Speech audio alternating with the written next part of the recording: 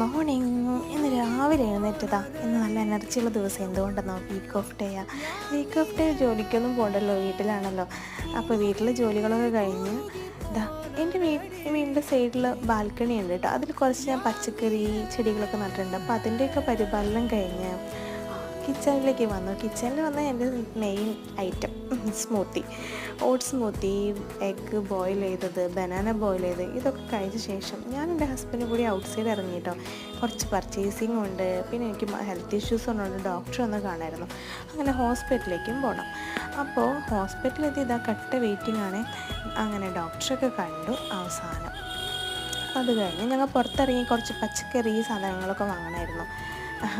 ഇതൊക്കെ ഞാൻ പർച്ചേസ് ചെയ്തുകൊണ്ടിരിക്കുകയാണ്. അതൊക്കെ കഴിഞ്ഞ് വീട്ടിലെത്തി കുക്കിംഗ് കേട്ടോ. കുറച്ച് സ്നാക്സ് അതൊക്കെ ഉണ്ടാക്കി. ഇതാ നൈറ്റായി. അങ്ങനെ ഇന്നത്തെ ഡേയും കഴിഞ്ഞു. ഓക്കെ, അപ്പോൾ ബൈ, ഗുഡ് നൈറ്റ്.